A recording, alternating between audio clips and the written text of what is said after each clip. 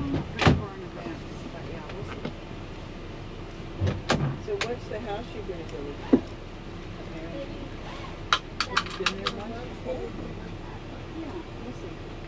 Annie wanted to see it, so we may or may not go. She's available, she wanted to see it. Yeah, you're If she's not, then it's in our neighborhood, but it's not, it's in Barrington, so that's the highest end. Is that the other side?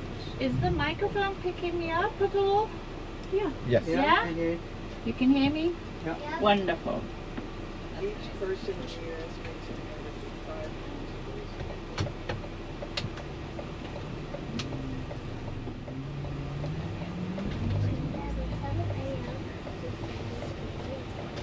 The 1.2.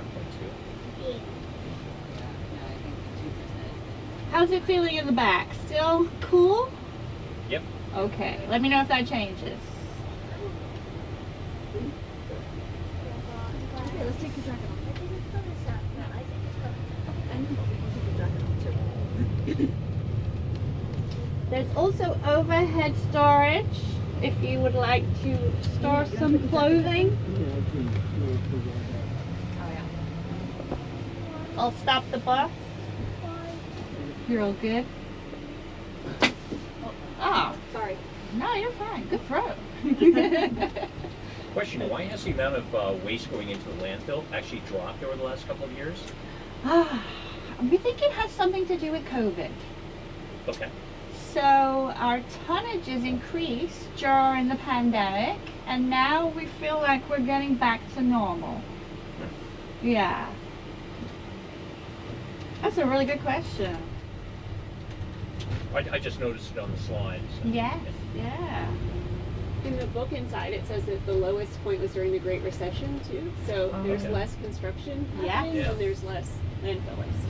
Yes, and we've noticed that when the unemployment rate is higher, people have less income, so they're buying less. Yep.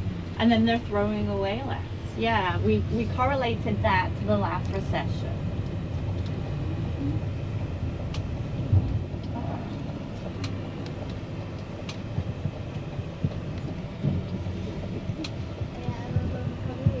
All right, if you refer to the little orange guide I gave you when you got on the bus, this will help you for our first stop on the tour. We're stopping through a convenience center. We have 11 convenience centers across Wake County that are free for residents to use. We currently have about 250,000 residents that live in Wake County that live outside of a township. So they do not receive a pickup from their town for their waste and recycling unless they pay a private hauler. Not everybody wants to do that. So the convenience centers were born in the 1990s to address the illegal dumping and burning of trash in incorporated limits of the county, in unincorporated limits. So most of these residents will use the convenience centers. We also get a lot of people using the convenience centers that receive curbside pickups, but they have extra items that they would like to bring to these centers. These centers offer more options for recycling, composting, and reuse than the curbside programs currently offer residents. So we're proud that we have a diversion rate of 47% at our drop-off facilities, which means 47% of all the waste items people bring us are actually, instead of going in the landfill, put to a better use, turned into something new, recycled or reused. When we came in the convenience center, the first bay that we passed was garbage. The second bay was corrugated cardboard. The following bays are mixed recycling. Everything is signed to help you to know where you should park and which container to use. Down here at bay 5, we have scrap metal. At bays 6 and 7 are household and construction and demolition waste. And then at the very bottom of the convenience center, at the very end, you can bring food scraps for composting. And you can bring clothing, shoes, and books for reuse. And those two little yellow carts right in front of the bus, all the way down at the end of the convenience center, those are collecting oyster shells. We recycle oyster shells in Wake County. Yeah. And that is a partnership that we have with the Division of Marine Fisheries. A very clever scientist discovered that if you release mature oyster shells into the coastal waters, baby oyster larvae can attach themselves to those older shells and use them as a source of calcium to speed up their regeneration process. So we recycle oyster shells back out into the coastal waters in North Carolina to increase the growth of oyster shells, the populations of oyster shells. Pretty cool program. Do you have any questions about the convenience centers? I do. I came from a place that you had to pay for everything like this. How do you guys, like, why is it free? And do you feel like more people are willing to bring things here for recycling if it's free? Well, when I say it's free, there's no charge to come in and use it. But homeowners pay property taxes, right? And there is a $20 household fee included in homeowners' property taxes, which covers the cost of operating and running these drop-off facilities. So you're not going in your pocket each time you use them, but homeowners pay for all these services through property taxes.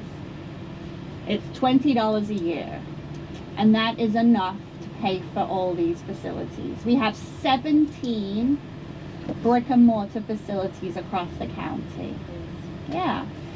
We also use the revenue that we receive from selling some of these materials for recycling. We reinvest that back into the drop-off programs to help pay for them, to keep those costs low for residents. We have not increased that $20 household fee for 15 years. It's been the same fee because we're able to pay for the program with the revenue coming from the sale of materials.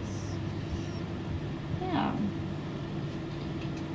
These facilities are open very long hours. Right now we're not too busy. We're open 7 days a week from 7 a.m. till 7 p.m. Okay? And I really recommend avoiding noon on a Saturday. It can get very busy and the traffic can back up. And I don't know about you guys, but I got better things to do than sit in the line on a Saturday. Alright? So, yeah, make use of those extended hours. 7 a.m. to 7 p.m. Monday through Sunday. I have a question about you said you could bring books here? Yes, I will show you. Further down here, do you see out of the bus window there's 3 green containers? Mm-hmm. Yes, you can put your books in those bins.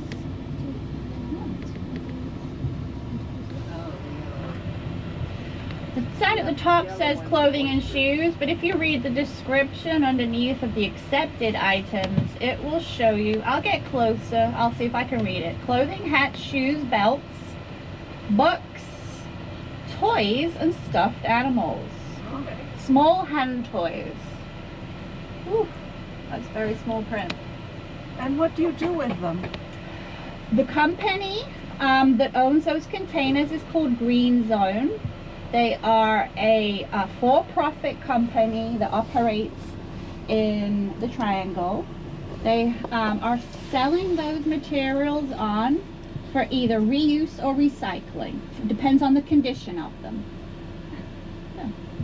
They are a phenomenal company, and they have kept over 90% of discarded textiles out of landfill, which I don't know if you've read anything about fast fashion, but it is very harmful for the environment and is responsible for 10% of global carbon emissions, the textile industry. So always try to keep textiles out of your trash, and if you can, drop them off at one of these containers. You do not have to come to a convenience center. They have those types of containers in strip malls, in parking lots, all over the place. The company that owns those containers, greenzone.org, they have a cool little widget on their webpage. You can put in your zip code and it will tell you your closest container for you. Alright? It's greenzone.org is their website. Yeah. Any other questions about the convenience center? Nope? Is it still cool in the back? Yes. Alright, wonderful.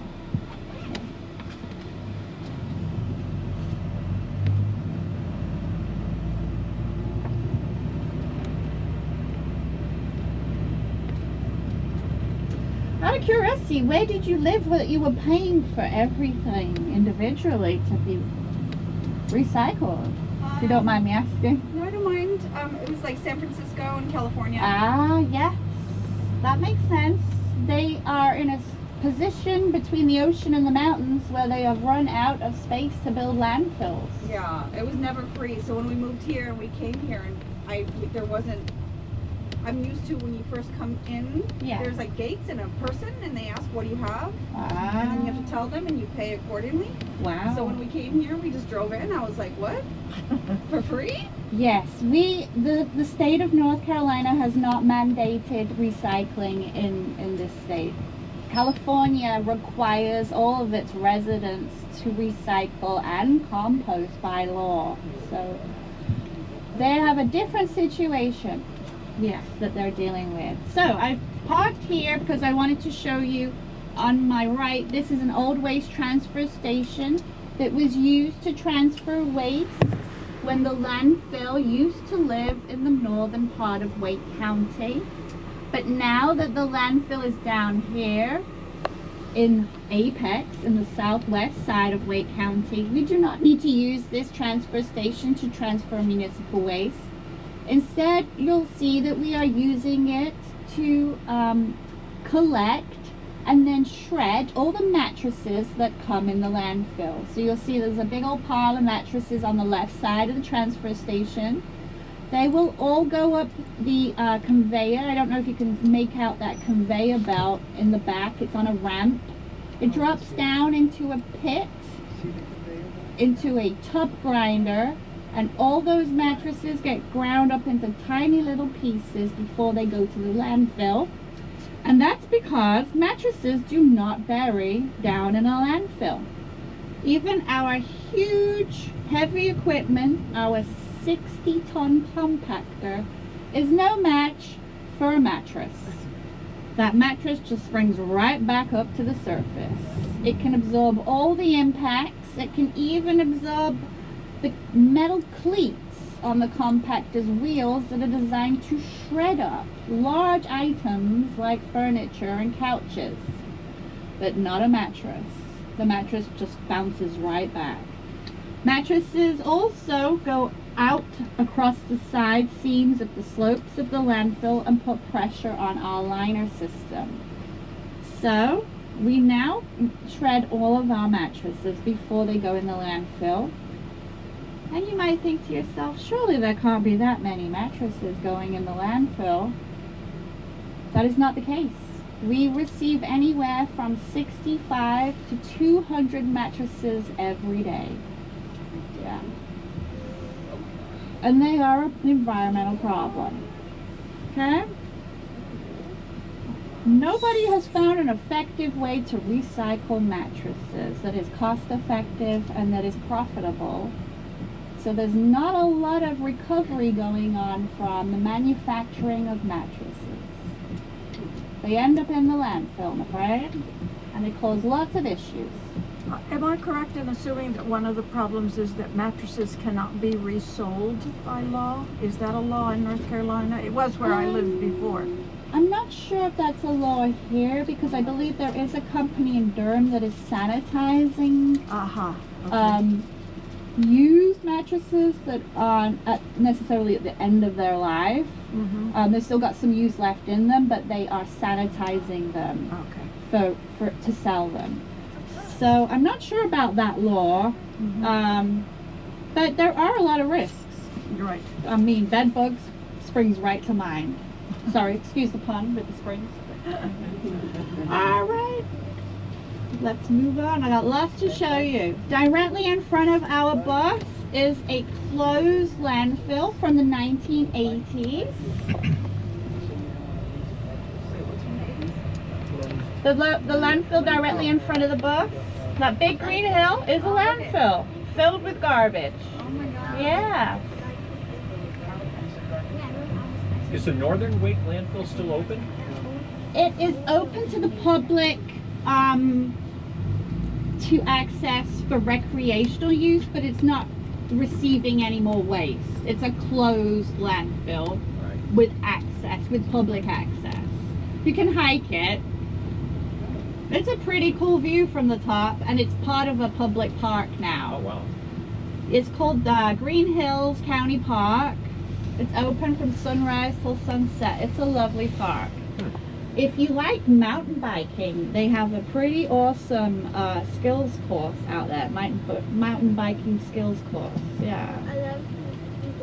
I tried it once and fell off and never again. My mountain biking skills are behind me. My days are behind me, I'm afraid. But it is fun. They also have loops around the landfill that you can rollerblade and bike. There's like lanes designated for cyclists and pedestrians. Oh, wow. Yeah, it's a really nice park. Free to go to. Check it out. Used to be a landfill. So this facility that we're coming through now, this is a household hazardous waste facility. It is also free for homeowners to use 6 days a week. We're open Monday through Saturday, 8 till 4. The types of items that come here are items that have the orange diamond, the safety warning label. So a lot of chemicals that you might have in the home may have warning labels on them that indicate certain properties, like they're toxic, or they're flammable, or they're corrosive. Like paint? Yes, very good. Oil-based paint is hazardous. Very good. That's a perfect example. Other things that we have lying around at home, sometimes if we have a yard, we might have used pesticides, right? Those are toxic. Once you're done with them, if you have some left over, we want you to bring them here to one of these facilities. We have 3 of these facilities in the county. We're also constructing a 4th one in Western Wake in Morrisville that will be open in a couple years. But you can stockpile your household hazardous waste and bring them to your closest facility. Other types of items that you can bring are items like batteries. Right? Batteries contain heavy metals. They will eventually leak and corrode. Rather than going in the landfill, we would prefer people stockpile their batteries and then bring them to a facility like this. Keep them out of the landfill. A lot of batteries can be recycled, as well as the metal casings, the heavy metals from inside the batteries, like lithium. They can be recycled. One thing to note, if you are collecting rechargeable and lithium batteries for recycling, you want to keep them in a dry, airtight container. Okay, never get lithium batteries wet. They can spark when they're submerged in water. Please don't go and do that. Don't try it out. Just take my word for it.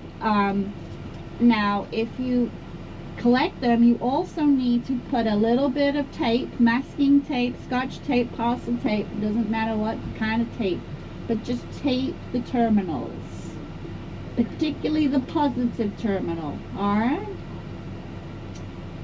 Those are the nodes on the ends of the batteries. That's where the wires connect. So you tape them so that they can't make electricity. Yeah, you're taping the nodes so that it cannot connect with other nodes in the bucket where you're collecting them. Because they can spark. If they have any juice left in those cells, they can spark and then they can create a fire. Alright? Lithium batteries are causing a big problem right now. Our use of them has grown significantly over the past decade, but our safety and our handling of them needs to catch up. So you'll see probably a big campaign coming from the Environmental Protection Agency and a lot of municipal governments combating the problem of lithium fires. Please do not ever put a battery in your trash can, a lithium or a rechargeable battery in a trash can or recycling can. Okay? They can cause fires. They do cause fires. Do you have any questions about the household hazardous waste facility? Nope. Alright. Okay. The cool thing about these facilities is they're even a drive-through facility, so you do not have to get out of your car. The staff will unload your car for you with your instructions.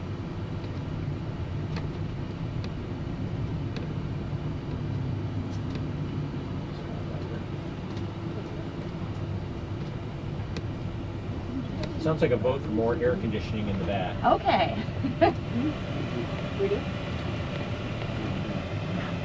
Thank you. You're welcome. They look good. Can you put regular water? Okay, this facility that we're driving through now, this is called a multi-material recycling facility.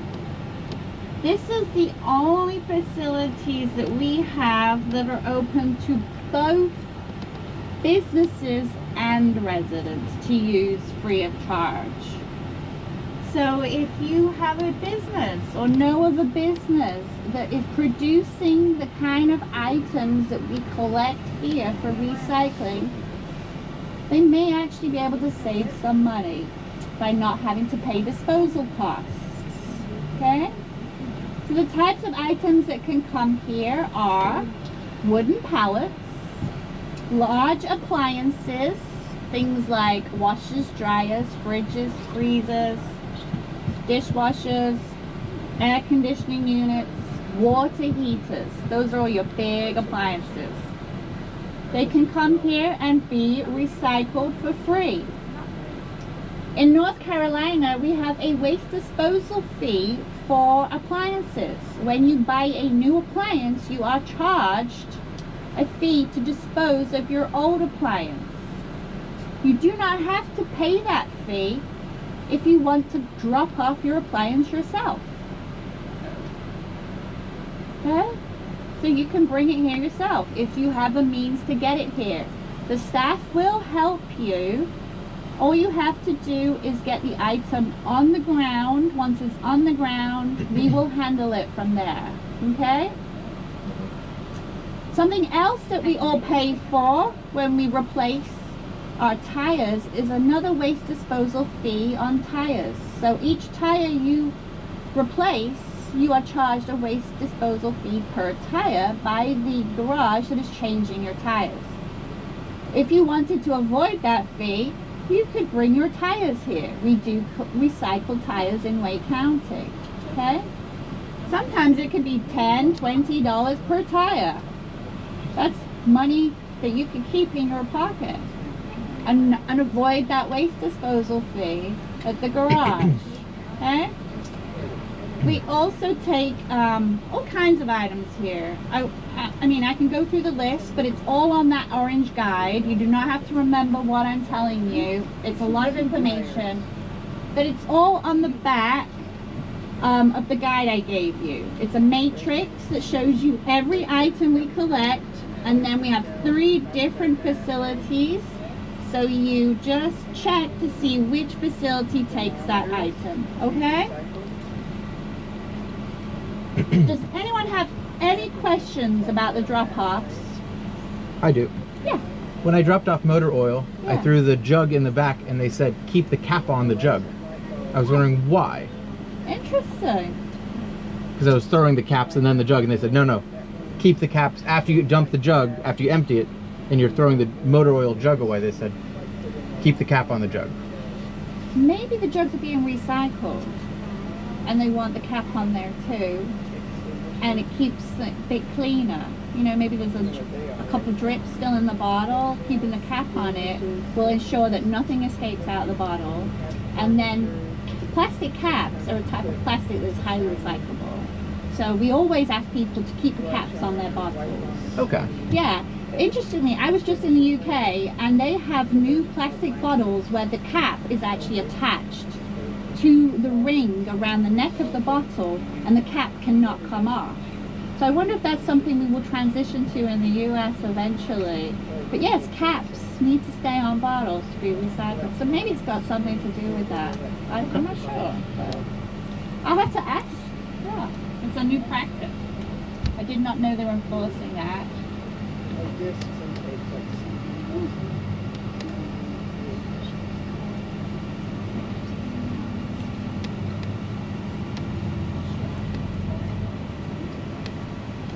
Now I get questions about the pallets. There are so many ideas on Pinterest of things that you can build out of used pallets, and I do get asked by residents on the tour if they could come here and take some of the pallets for reuse projects, and that is absolutely fine. But we just ask that you speak to the staff first. You don't just help yourself. Speak to a staff person and ask them to help you with the pallets, because we do not want anybody accidentally getting hurt next to the big stack of pallets that we pile them up high. So just ask for help if you're interested in taking some pallets, okay?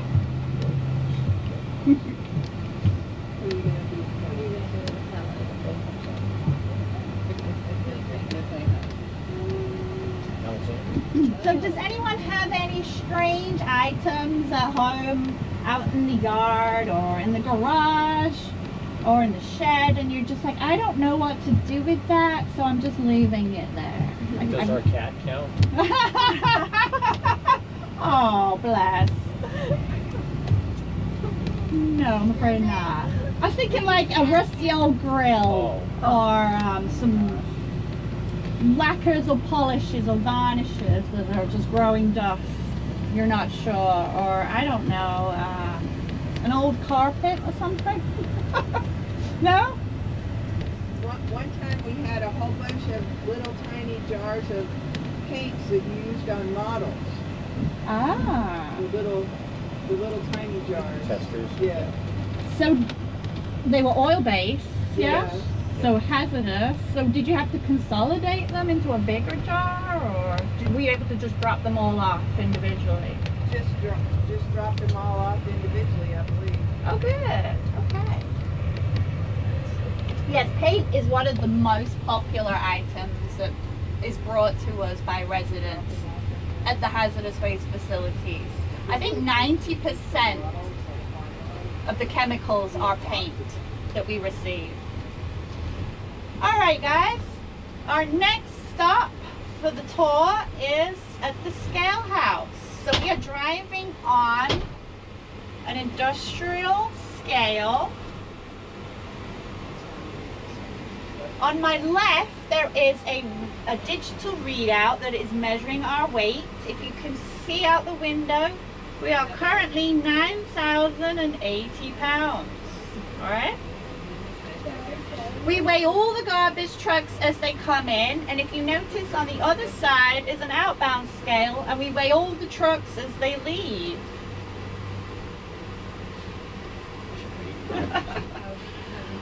All we do to calculate the tonnage of garbage that each truck is carrying is we simply subtract the outbound weight from the inbound weight. That gives us the tonnage of each truck, the tonnage of waste that they were carrying, and then each truck is issued a weigh ticket based on their tonnage. Our fee at this landfill is $37 per ton of garbage. Probably doesn't mean a lot to you, but if I compare that to the national average tipping fees are $60 per ton. In some states, it can go as high as $200 per ton.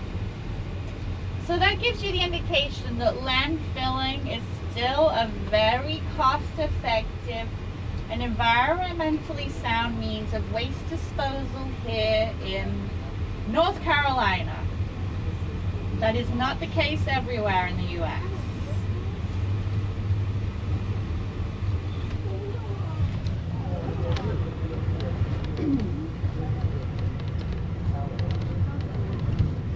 We're going to transition from asphalt onto gravel in a couple seconds. This is when it's going to start to get a little bit bouncy, okay? Just be prepared. But you're fine. It's just going to be bouncy.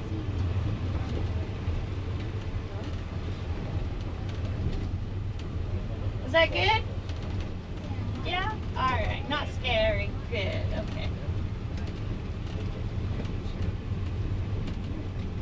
We are driving on garbage right now. This entire mound to my right, that is all garbage. Millions and millions of tons of garbage. This landfill first opened in 2008. We have currently developed 105 acres out of a final 179 acres. So when this landfill is completely built out, it will be around 180 acres in size.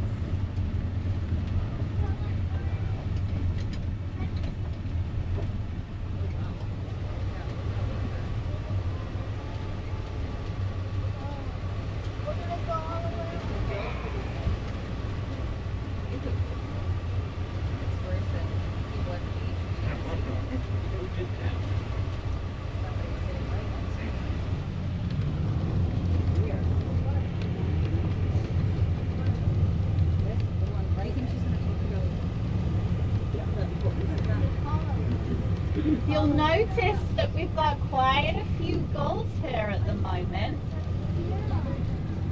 We get a lot of birds at the landfill. We're in a period of transition right now with our birds. In November, we received a giant 15,000 strong population of migratory gulls that come down from the Great Lakes. They come down to North Carolina for our nice mild winters. And then in the spring, in March, they all leave again and go back up to the Great Lakes. Are there also two bald eagles down there? Yes. The wonderful thing about the gulls is as soon as they arrive, it attracts the eagles. So the gulls nest at Jordan Lake, which is about 5 miles from here. And at Jordan Lake, there are 21 nests of bald eagles. And the eagles watch all the gulls take off at sunrise to come over here, and they follow them.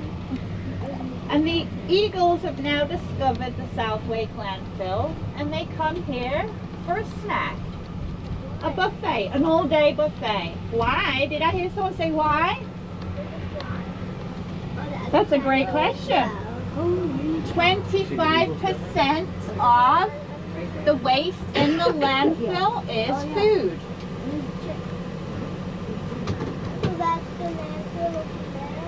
The landfill is down on our right. That is called the working face of the landfill.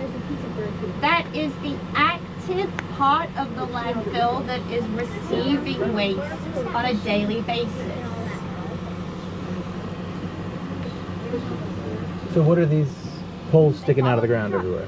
The pipes that you can see on the slopes, yeah, those are gas wells. So municipal solid waste, when you bury it in a landfill, after about 6 to 12 months, the conditions change over from aerobic to anaerobic. All the oxygen down in the trash is depleted by bacteria, aerobic bacteria. And then the only bacteria that can survive down there, once the oxygen is gone, is anaerobic bacteria. And their byproduct from digesting all of the nutrients in the garbage is landfill gas. And landfill gas is comprised of mainly methane, which is a very harmful greenhouse gas, about 60 times more potent than carbon dioxide. Municipal landfills are the third largest source of methane produced from human activities.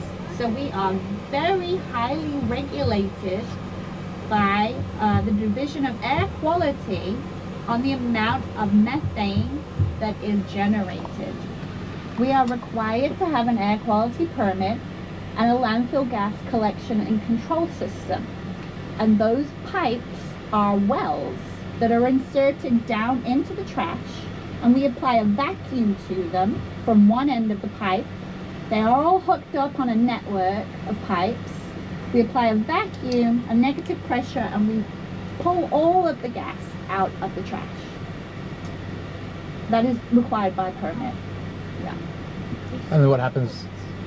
I will show you on the tour what happens to the gas once we pull it all out. There's a lot to show you. I've got to show you all of the land that we need to manage the effects of the garbage on the environment. So in addition to producing landfill gas, municipal landfills also generate a second type of pollution called leachate. That is a wastewater product, an effluent that builds up at the bottom of the landfills. That is the reason why since 1997, the Environmental Protection Agency has required all municipal landfills to be lined with an impermeable plastic liner. Before then, we just used to use clay liners, and they were called sanitary landfills. But now they're classed as subtitle D landfills, and they are required to have a 6-foot thick impermeable liner system under the trash, around the sides of the trash, and above the trash. So when this landfill is completely full of garbage and we've hit our maximum elevation, we will put a 6-foot thick liner system on top of the garbage, and we will connect the liner systems, the top system and the bottom system, together. We will weld the seams of the liner system together, and we create a giant plastic capsule of garbage. That is a modern day landfill. You have piping that is controlling all of the conditions down in what we call the cell. Right? The cell is all the trash inside the liner system. We remove all the moisture. We remove all the gas, not just the methane, but we also remove carbon dioxide. So landfill gas is also comprised of carbon dioxide. About 55% is methane, around 40 to 45% is carbon dioxide, And you typically have less than 1% in what we call balance gases. That is your oxygen, nitrogen, and potentially sulfur. Just depends on your feedstock, what type of waste is coming in your landfill. We are only taking waste from households and non-industrial waste from businesses. So we did a characterization study on our trash.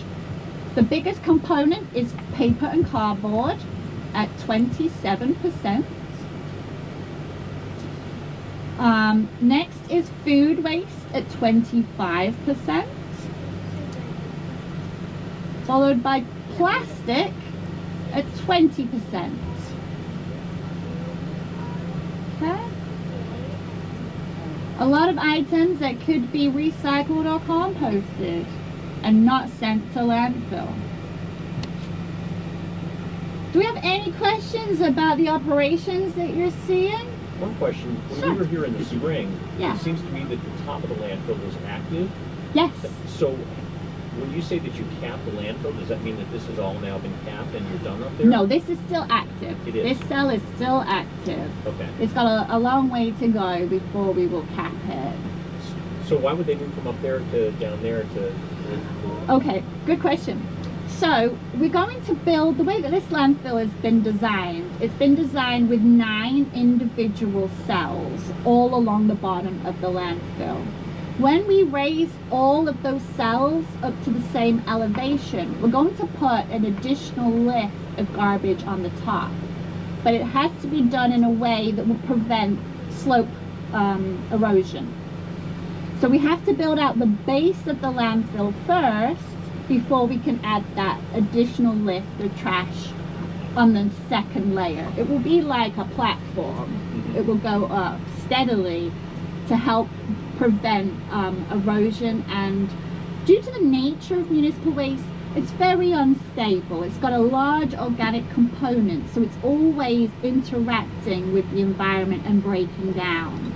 So it's unstable. So we have to carefully build our slopes. We have to maintain a specific angle on the slopes of 4 to 1. Yeah. Interesting, thank you. You're welcome. I've always wondered about, you were covering the garbage with earth. Where does the Yes. earth come from? When you have a landfill, you need to have a source of dirt. Always. We call them borrow sites. Our borrow site was, you can see in the distance, if you're familiar with the area, that is a baseball, Ting Park baseball and soccer fields over Highway 55. That was our borrow area for this landfill. So it is actually in a little bowl. You can see where it's lower, the ground there. We borrowed the dirt from it to build the landfill and to cover the trash. Now that we're active, we still need more soil to come in the landfill to cover the trash. We've had a lot of development in this area since we first opened. We first opened in 2008. Over the last 15 years, 13 subdivisions have been built around us. So all those developers have needed to dispose of that dirt that they've been excavating. So when we ran out of the dirt from Ting Park, we were then receiving dirt from local developers. So, you know, typically you don't build a landfill in a highly developed area, but in this instance, it's been positive to have developers around us because they've been bringing that dirt in that we're using to cover the trash with. It looks to me as if there are 2 bald eagles down Yes. at the bottom of the hill. There are. How do you guys feel about going down into the working face? Yeah? Let me say. Okay. All right, we can get a lot closer to the garbage if you want to. Oh, yeah. All right, let's go for it. Does anybody say no to that? Isn't that why we're here? To look at garbage? Wow. All right. I'll open the door if you want the full expert.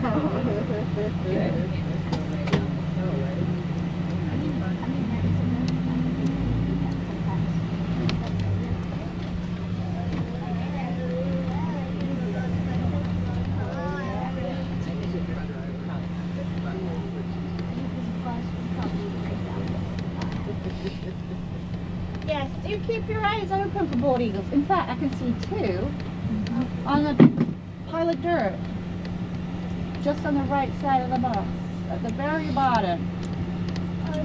Yeah.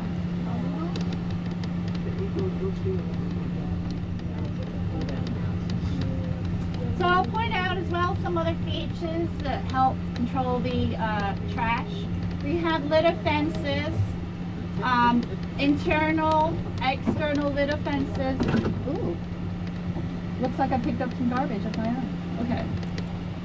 Oh, we left it behind on the camera. Wonderful. Sorry guys, I just drove over some garbage. It's all okay though. Alright, so we have litter fences, internal litter fences and external litter fences on the active cell to help trap any lightweight litter like plastic bags and paper inside the landfill so that it cannot blow away and litter the surrounding environment. You will notice on top of this litter fence there is pipe work. That piping will emit an odor-based neutralizer to reduce the length of malodorous events that can happen at the landfill. Everybody knows trash stinks, right? Yeah.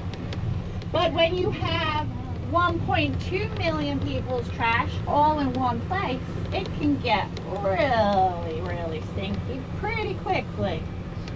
So we use odor neutralizing systems at the landfill to engulf the odors and destroy them, actually neutralizing them using chemistry. That's pretty cool. And they're all plant-based solutions that we use. So non-toxic. Kind of like a giant can of Febreze. Okay.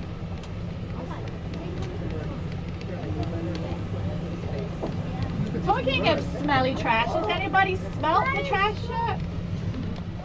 Not yet? Okay. I'm sure I can fix that. Nice of you here. Look at the birds. I wish I bring the camera, buddy.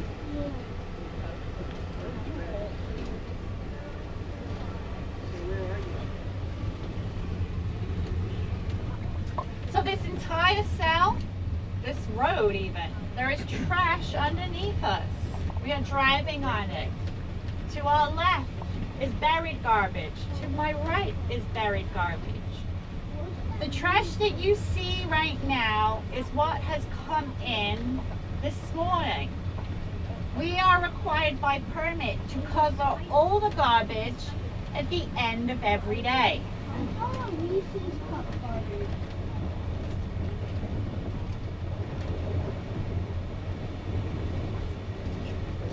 Is the garbage ever gone through to kind of see if there's any hazardous material or anything? No.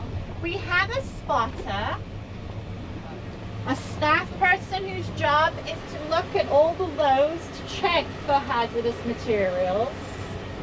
That is the only thing they look for, is hazardous waste.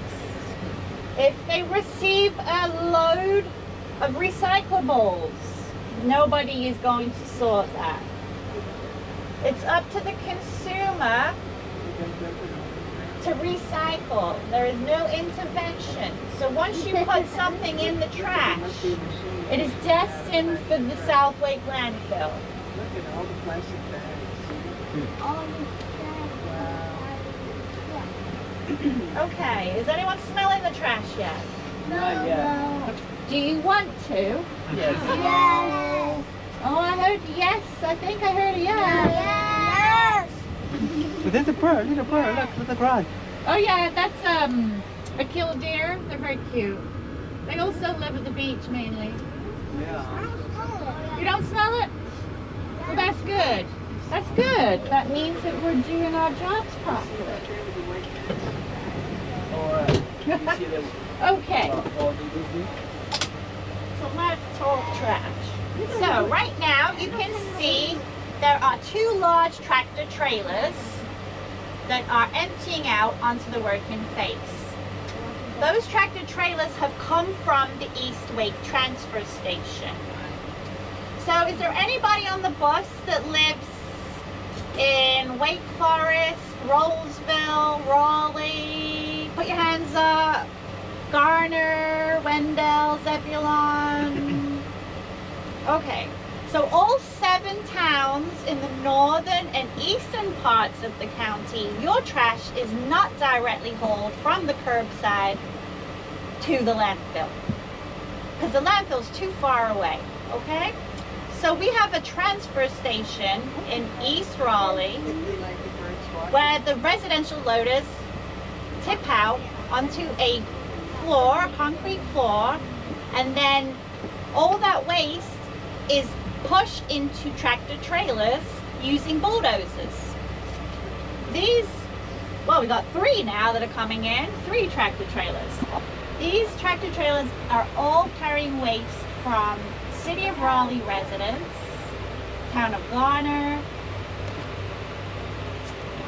Rollsville, Wake Forest, Zebulon, Wendell. I think that's it. Yeah. Now, if you live in Cary, Holly Springs, Apex, Morrisville, Fuquay, you live on this side of the county. So all your trash is directly hauled from your house to the landfill. Okay. The tractor trailers, they're loaded from above. They drive under a pit and they're loaded from above, but when they come to the landfill, you can see that they empty out of a door on the back of the tractor trailer.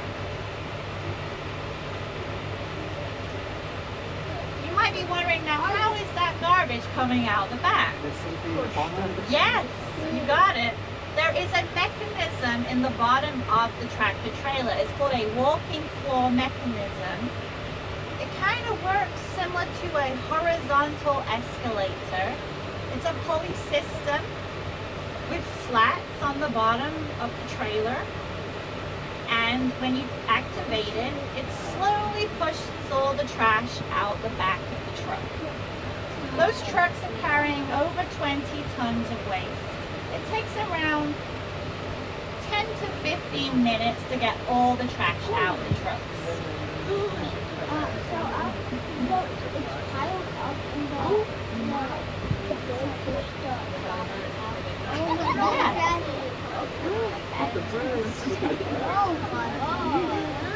Now, if you come and take a tour in January, there will be a lot more birds. This is probably only 1,000 birds. We get anywhere from 15 to 20,000 birds.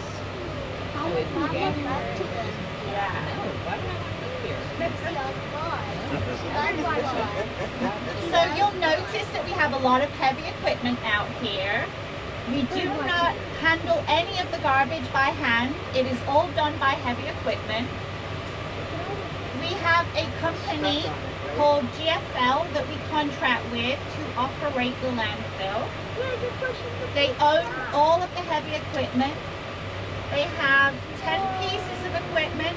They have 2 compactors and 4 bulldozers. I'm seeing 3 bulldozers right now and 1 compactor.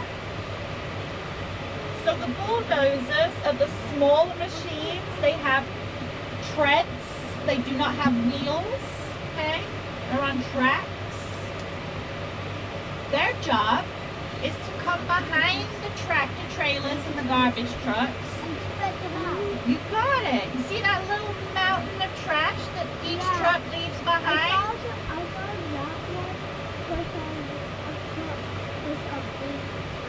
Yeah, Yeah, that's right. Their job is to take that little mountain of trash and push it up to the compactor. I don't see the compactor running right now. There are 2 compactors usually, but we do have a compactor out there. It's not running, but it has wheels on it. It's the one on the far right. It's got big metal cleats on the wheels.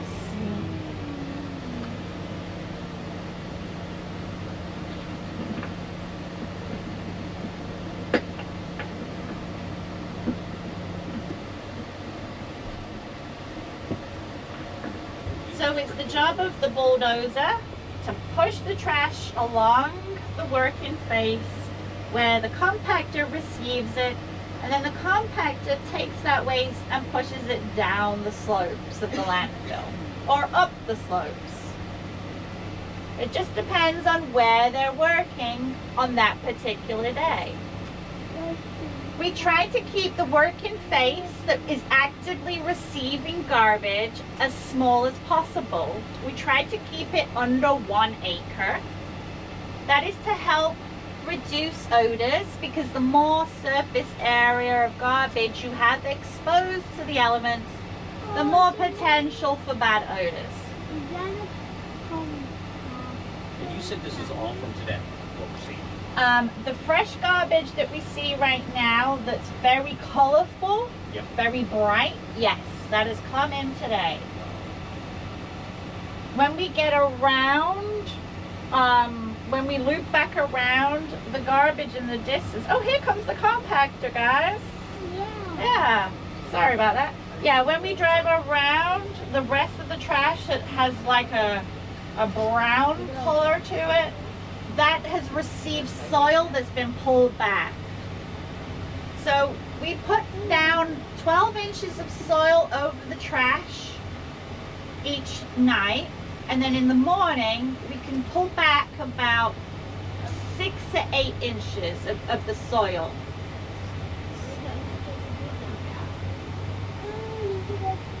We can't get all the soil back, but we can get at least half of the soil back to free up more space for trash. Yeah. But soil gives us the best protection against odors and littering from the wind and vermin picking through it and carrying it away. And it also, it helps just absorb the odor and help mitigate the odor with the bacteria that's in the soil.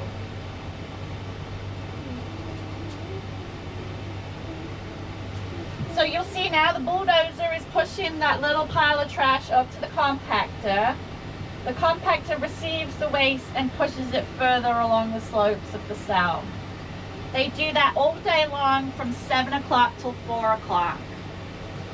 They are aiming for a compaction rate of 1,300 pounds per cubic yard. That's the minimum compaction rate that they have to hit. That's what we require in their contract. They can achieve that by driving over the trash about 4 to 5 times. So the operator of the compactor will go over the trash about 5 times before they move on to a new section of garbage. They will raise that 1 acre section by an even 8 feet per day. Yeah. We receive about 190 trash trucks every day, and that's around 2,000 tons per day.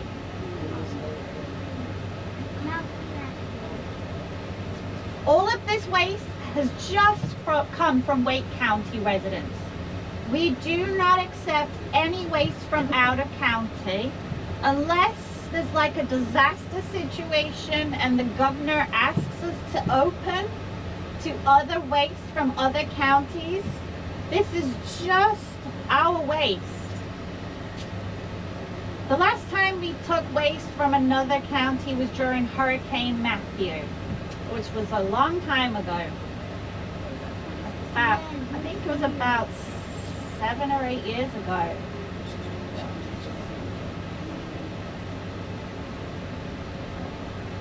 I'm seeing a lot of cardboard. How about you guys? Yeah. Now, every business is required to recycle cardboard. I'm not sure why there's that much cardboard in the trash. That's really disappointing. Cardboard is worth $200 per ton. It is very valuable. 90% of goods that are shipped online are shipped in paper fiber, in cardboard. So to see it going in the landfill is kind of sad.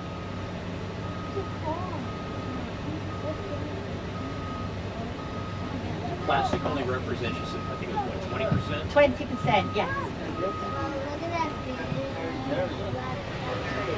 Yes, so the bulldozers, sorry, this is a dump truck. The dump trucks are bringing in soil. This one looks like it's carrying Christian rod. To keep covering the garbage with. Okay. I've got you for 20 more minutes and I want to show you some more stuff. So have you seen enough? Yeah? Yeah, let's go. Alright, let's get going. I know it's like mesmerizing. You can just watch it piling out of the trucks all day long. It never stops. Never, ever, ever stops.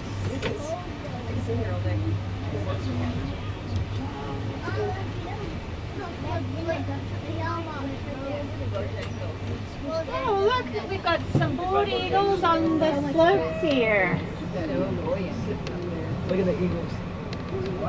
It looks like we have a juvenile that's sat on a gas well. So the gas wells run around 100 degrees Fahrenheit. So in the winter it keeps their talons nice and toasty. They perch on the gas wells.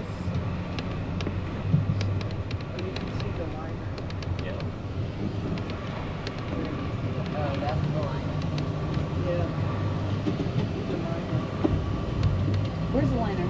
Oh, Oh yes, you can see the liner from the previous cell. They pulled it up. They're going to join both liners.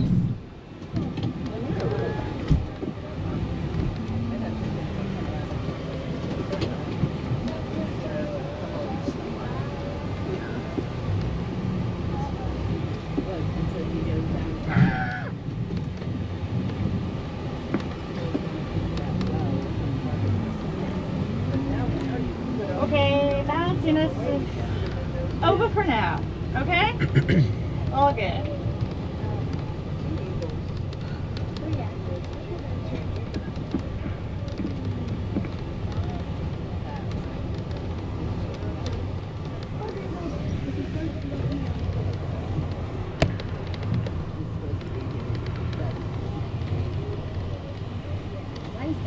No residential loaders in today, but that's to be expected.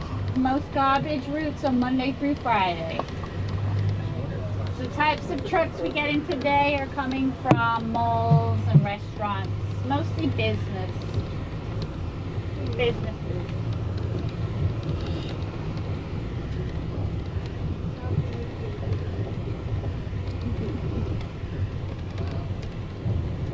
So do you know about the truck operation?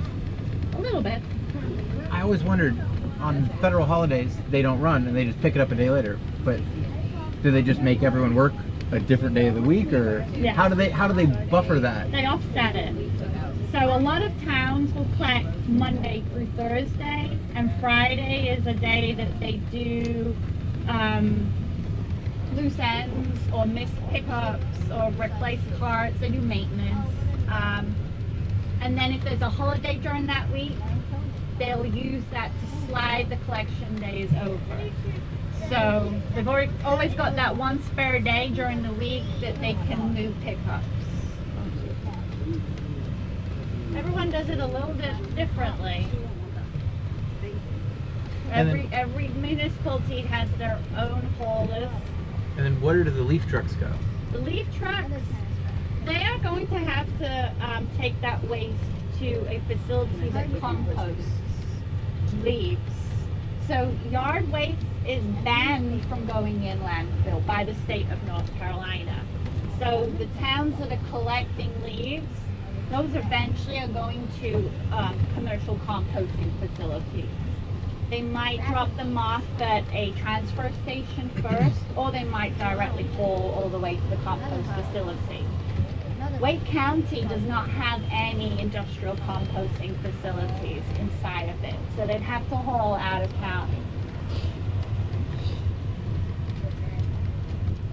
See the pipes there? I'll point out down on the right side of the road, that little device with a solar panel on the top of it. That is a new type of technology that we're using here at the landfill. It's called an e-nose. An e-nose. Nose like on your face. Nose. Yeah. But it is an electronic nose, and it can detect all the different particulates in the atmosphere, and it measures them, their concentration, their composition, and the direction that they're moving in. And then those e-noses are hooked up to weather stations. They have Wi-Fi on them, and they are talking to our weather stations that we have on the property. We have a couple weather stations that are monitoring the weather. They're monitoring specifically wind speed and wind direction. The e-noses can create models of future plumes of odors, and we can predict what side of the county is going to experience an odor problem from the garbage. And then we can turn up the odor mitigation system on that side of the county, on that side of the landfill, to help prevent the odor from leaving our property. So keep an eye out for those e-noses. They are all over the property. On my right now, we are passing a stormwater drainage basin. We have 6 stormwater basins all on the perimeter of the landfill, going all the way around the outside of the landfill. We have 6 of them. When you remove 300 acres of vegetation from the ground, when it storms, the rainwater causes a lot of soil erosion. And all that storm water doesn't have time to be absorbed by the ground and the roots of the plants. So you get a lot of flash flooding when you remove vegetation from dirt, okay? That's why landfills are required to have stormwater plans in place to capture all that stormwater. So the way that the landfill is designed also has to consider the effects of stormwater and the topography of the ground and how that water will move in a heavy rainfall event, and how it might erode the ground, the roads, and the slopes, and potentially cause landslides. So to avoid all that, you have to have a stormwater management plan in place. The basins form part of that plan. They capture and they store all that stormwater so that we cannot create any flooding events outside of our property, okay?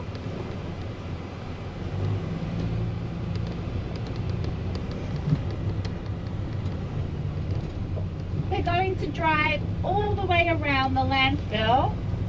Landfills have to have a perimeter road that goes all the way around them, and a ditch between the landfill and the road to help control stormwater.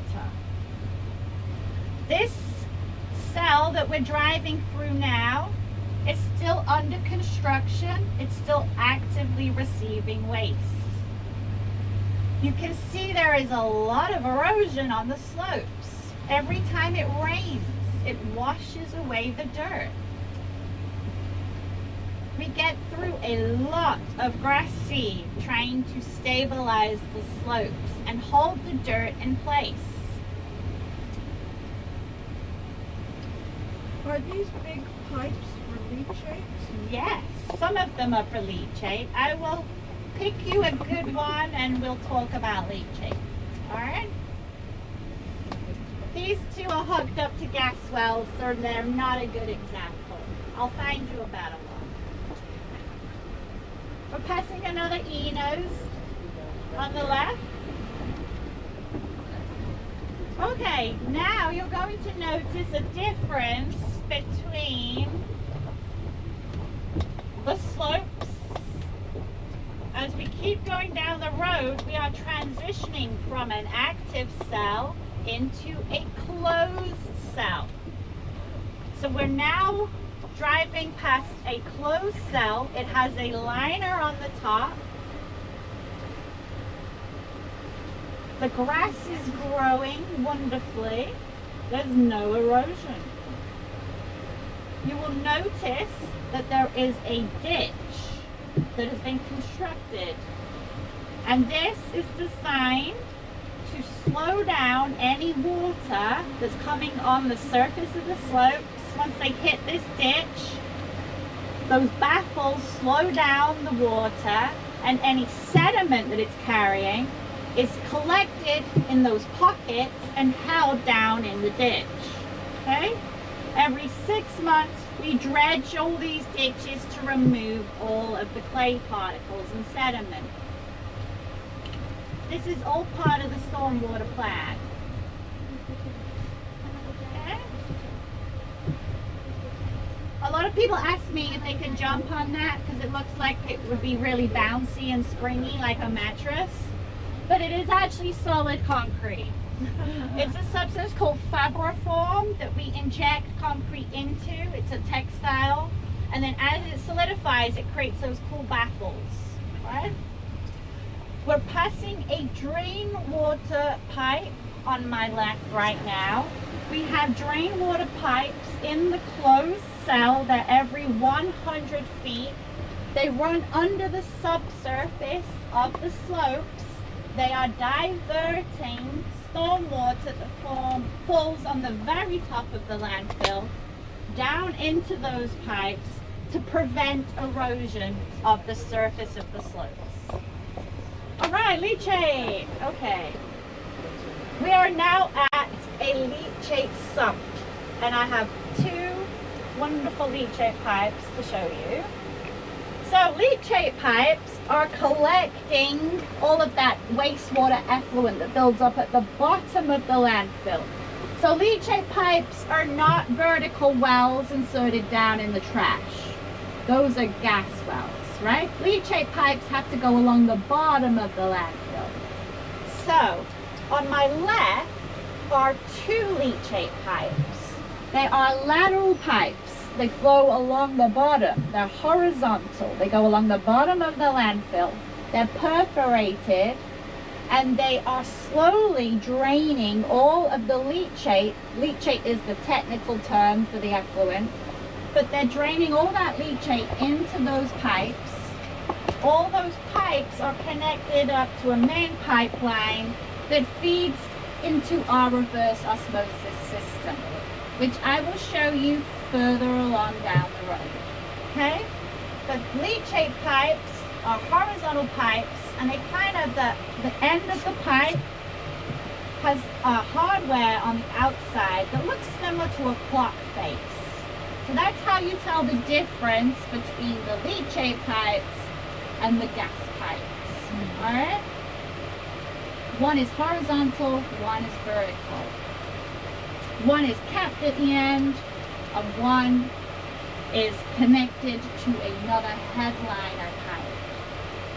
So all of your gas wells are connected on a network. Does that make sense? Yeah?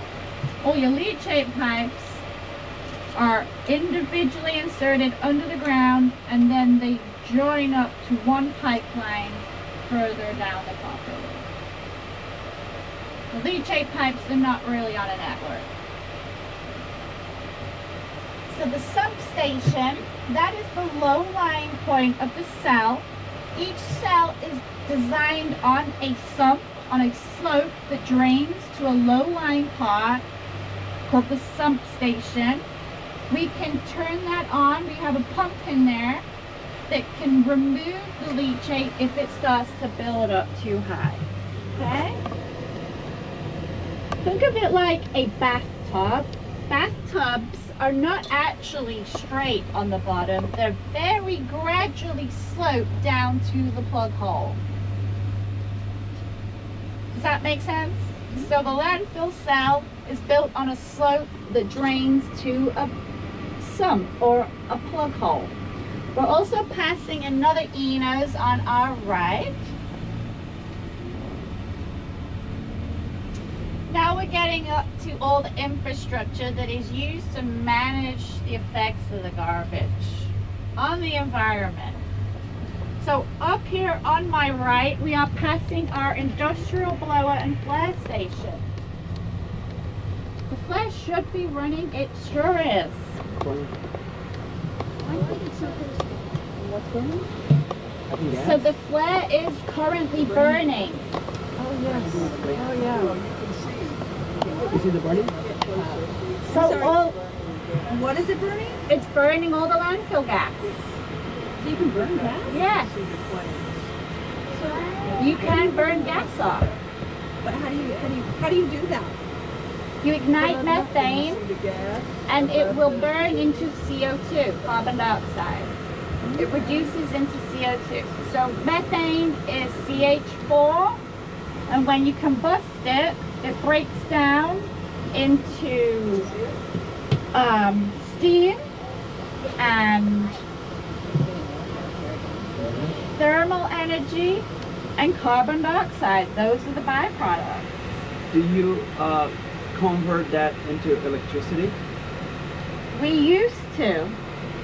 So on this property, we used to have an energy plant. We closed the energy plant in 2004 after it was damaged in a fire. We decided that the contract was coming to an end anyway, and rather than rebuild, we decided to do something different with the gas. So we were sending the gas into refurbished diesel engines, and as they were spinning, we had them hooked up to a turbine, and those turbines were producing electrons from the gas. We were selling that energy to Duke. They were buying it from us. That was a 10-year contract that ended in 2023, and they did not want to renew that contract for the same value. So we decided that we needed to do something different with the gas. So instead of turning it into electrons, we decided to work with a company called Archaea. They are a leading energy company in building renewable natural gas refineries. They're owned by BP, and they have created modular renewable natural gas refineries that they can build next to landfills. And they can extract all that biogas from the landfills. They refine it up to 99% methane. They remove all the impurities, and then they sell that as renewable natural gas to gas companies like Enbridge, which used to be Dominion. You guys are familiar with the gas companies in this area. We have a pipeline, a gas pipeline on this property already. We inherited it when we bought the land out here. So it seemed like the next logical thing to do to move from an energy plant into a refinery where we're producing renewable natural gas from garbage. Okay, so it's considered renewable because the definition of renewable is something you create faster than you can destroy, and that is definitely true of garbage. We create a lot of it, more than we know what to do with. So with engineering, We've been able to create some really innovative ways to take that negative pollution, that harmful, toxic pollution that's really bad for the atmosphere, and turn it into something useful that we can use every day. So this is connected to a natural gas pipeline, Yeah, essentially. it will be when it's finished. Then what's burning? So right now we're still under construction. So we're not taking the gas at the refinery yet. Oh. The refinery is just further down the road. I will show it to you. We'll keep going. But real quickly, I'll just add that we are currently producing 3,000 cubic feet per minute of landfill gas. That cannot build up in the landfill. It has to be removed and destroyed, otherwise it will force its way out of the ground and into the atmosphere, which is really bad for the environment. So we are flaring it all off, all 3,000 cubic feet per minute. We're flaring it off 24/7 until the refinery is ready to take it. They were supposed to take it in November. They told us that they're not ready, that they'll take it in January. And just last week we found out they're still not ready for January, so it will be March now. So until they finally open, we will continue to flare the gas so that it does not build up in the landfill. It is being wasted right now, but at least it's not causing environmental problems, right? The methane has been destroyed. Yeah. This is the start of the refinery down here, where you can see all the construction flags. This is the refinery. But before we get to that, I'll talk to you about this blue and white building here on my right. That is a reverse osmosis plant. So we were talking about leachate earlier, and I was telling you that all the leachate pipes that are collecting all that wastewater effluent building up under the landfill, they're all hooked up to a main pipeline. That pipeline is being fed into the large tank on the left side of the two tanks here in front of the bus. The larger tank is 500,000 gallons. It stores the leachate that we generate on a daily basis so that we can control the flow of it going into the plant.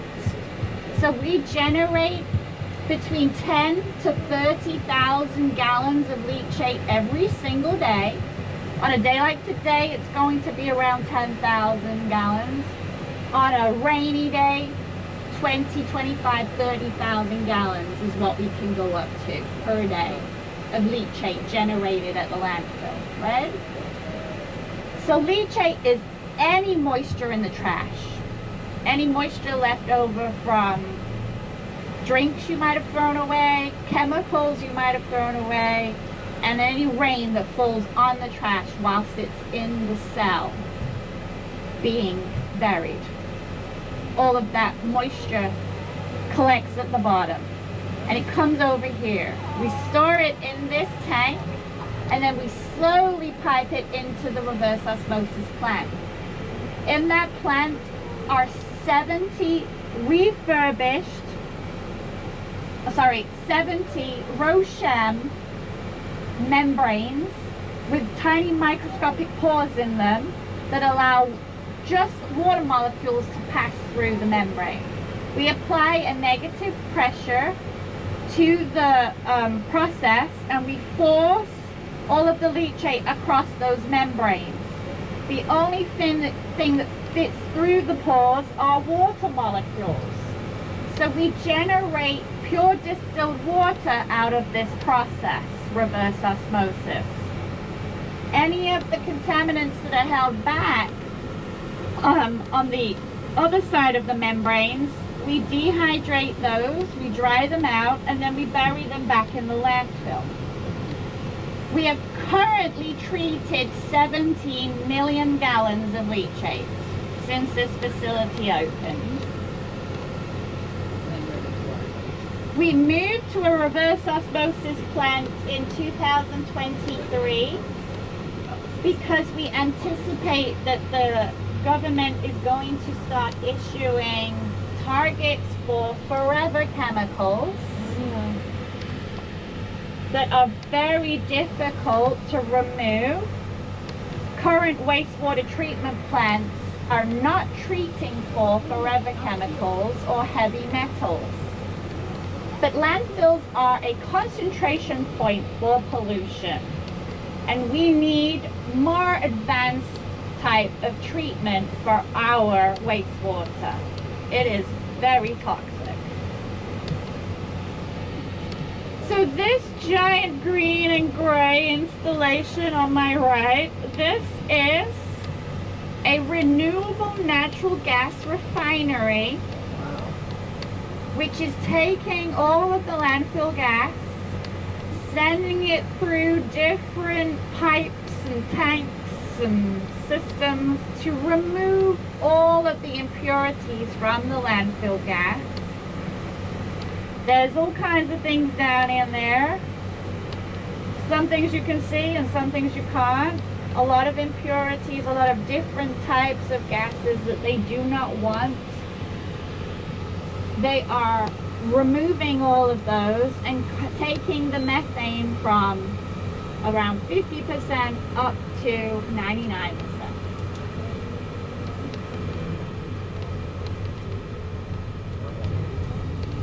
Do you have any questions about the refinery?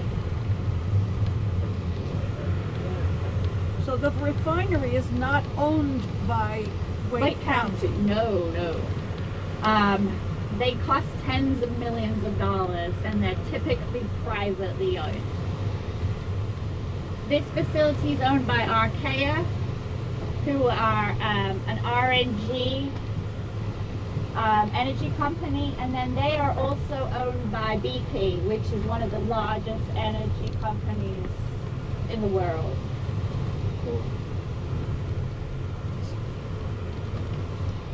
I have a question. Sure. Does this company will buy this methane from the... No. They're just generating the gas. They're not users. They're not end users.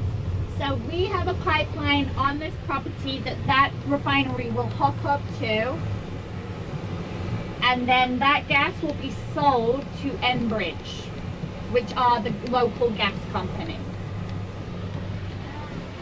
I will also point out down on the side of the road, right side of the road, you'll see some yellow markers in the distance. They're usually in the tree line, which we call the buffer zone. Landfills are required to have a 300-foot buffer zone of trees to mark the edge of the property. In that buffer zone is where we do a lot of our groundwater monitoring. So those yellow markers that you see in the trees, those are markers for groundwater monitoring probes. Okay, that we're coming to some more probes on my right. So the little gray box in the middle with a padlock on it, that is a probe that is going all the way down into the groundwater. And it's sampling the groundwater to make sure that it's not coming into contact with any of the leachate in the landfill. So that is our main environmental monitoring system for groundwater contamination. All of those probes. And they're every 100 feet, okay? All of that data is public record, and you can view it on the Department of Environmental Quality website. That's the State Department of Environmental Quality.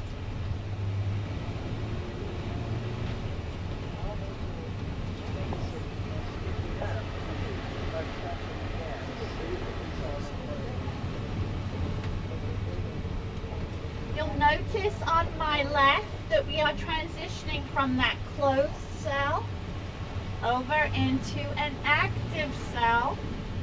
The active cell is still going to receive waste. So instead of putting grass on the slopes, we have what's called an interim cover that is designed to hold the liner system in place until we're ready to put more trash there. And it also prevents stormwater from infiltrating into the leachate collection system. We do not want to send rain through a reverse osmosis plant. It would be a waste of resources, a big waste of time and money to send rain through a reverse osmosis plant. So we cover the sections of the liner that we do not want to receive any rain. So this is a giant rain jacket, custom made, cost $2 million. It will be reused on different slopes as the landfill builds. What is cool about this section of the cell is that all of the leachate pipes are actually exposed. So you can see we've got 3 leachate pipes coming up on the left side of the bus. We're just passing one, we're approaching another one. Those leachate pipes are removing all that toxic effluent. I'm doing a big loop back around to the field office. We are on our way back. I do apologize, I just noticed we are at 5 after 7. Sorry, 7 after 11. Now it's 8 after 11 actually. Do I need to go faster? Yes. Okay.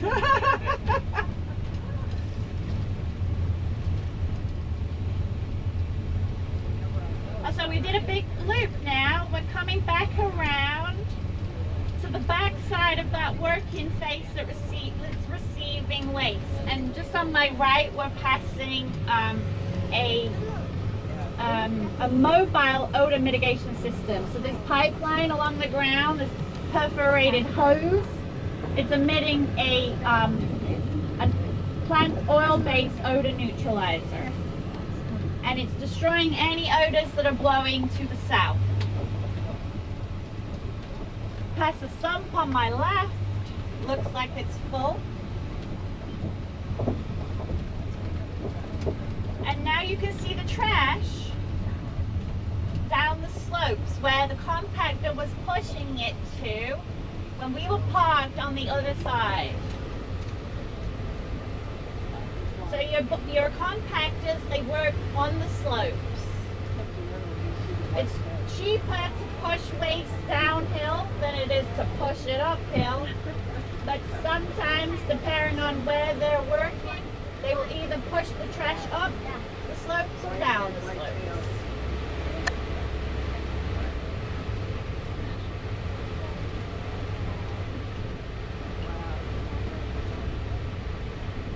That's 105 acres of landfill. All the land to my right, all that will be cleared, all those trees will come down to make room for future cells. So this landfill is going to grow, it's going to become 180 acres. So this road will be gone. And all this area will be filled with trash.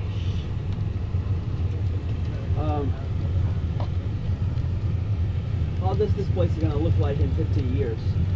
What will this place look like in 50 years? Was that the question? Yes. Okay. It will look like a giant green hill. How long is it expected to last as a landfill? We anticipate we will be full somewhere between 2040 and 2045. Well, it's not that far actually. It's like 15, 20 years away. So we are currently looking at what we need to do with the waste once this landfill is full. And we are struggling to identify parcels of land in the county large enough to meet our future waste disposal needs. The county has not got any land large enough, so we would have to purchase more land. And we have not been successful so far. So all options are on the table right now. More recycling. That is definitely going to be required. More diversion, yes. And community voted for a park, playground, community center, dog park, the mountain bike skills course. A lot of what they voted for has been built already. There's a master plan. I don't think the dog park's been built yet. But we're expected to do something very similar out here. This property is much larger than the Northway property. And we have some beautiful waterfalls in the back. So we would like to open the back of the property up before the landfill is completed for public access. That is something that's part of a 10-year master plan that we're working on right now. But I expect it will be a conservation or recreation area in the future. When was this land acquired? We purchased this land in 1990. Does anyone remember what we weighed when we came in? 90, 80. 90-80. All right. Awesome. I give the girls in the scale house a hard time. We're all good. If the scales are off between me coming in and coming out, I like to give